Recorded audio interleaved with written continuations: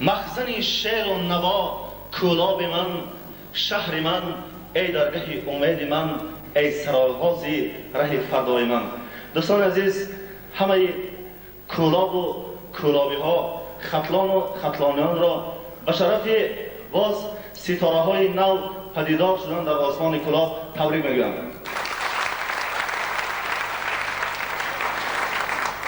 دوستان عزیز،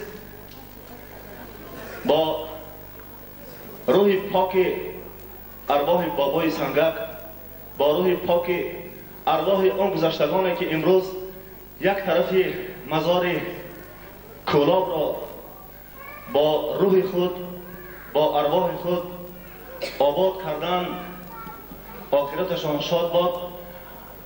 بسیار خرسندم که آنها هم امروز خرسندم که در کولاب ما 4 ستاره دیگر درخشان شد و باوری دارم که دستگیرنده کار آینده آنها جوانانی که امروز در زل نشستند، اکای قربان و سلطان چالوف، اکای محمد شریف و دیگر برادرانی که نامبردار آنها هستند، امروز باوری دارم که جوانان کولابی، جوانان خطلانی روح آنها همیشه پاک می‌دارد و ببخشید که من سخنم را دیگر بهتر سر کردم. امروز که تاجیکستان خطلان و خطلانیان روزهای خیلی هم حساس را سر گذرانده ایستادند و این روز انتخاب هم سرکانان و هم رئیس جمهور است و باوری دارم که با نظرداشت به خاطر ارواح پاک اون شهیدانی که بهر امروز ما در اینجا هستند باید عقل و خرد تازه انتخابات را بگذرانیم و فرزندی برامند، اون فرزندی که از رئیس جمهور شدن اون کس روح و ارواح گذشتگان همه جوانمردان کولابی شاد می‌گردد. امام علی شریف رئیس رحمان خاطره آنها روی آنها را شاد می‌گرداند.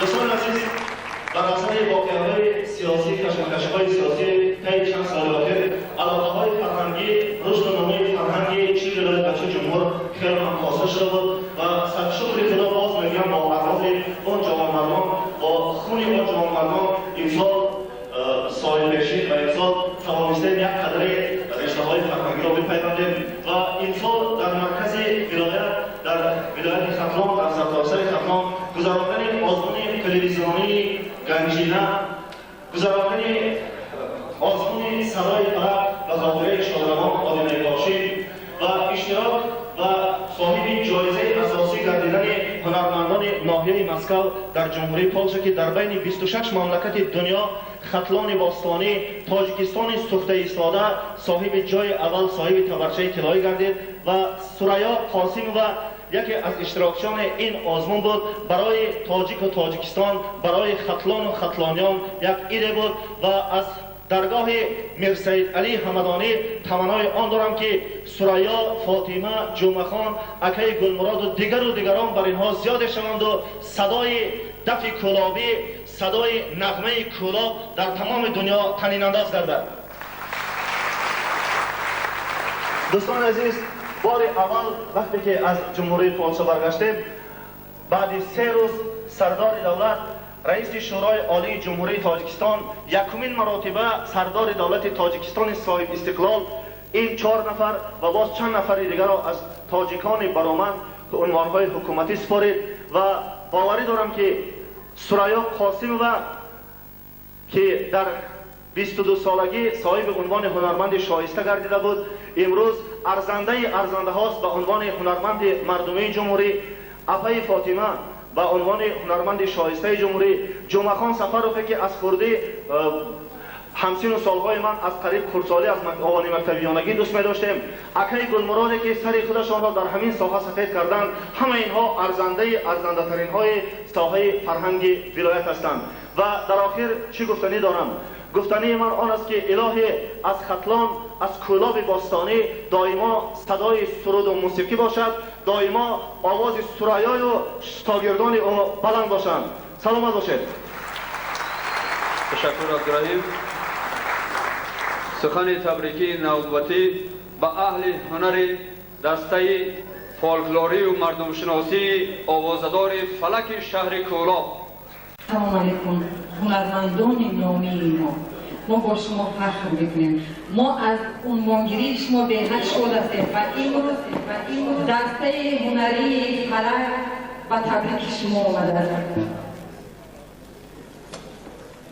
این توفای نوچی را شما با جای توفای ایدو قیمت قبول کنید. سریا جان کم هم باشد و مبلغ 500,000 تومان از نام انسان فلک. فاطمه جان معلم عزیز سلامت باشد.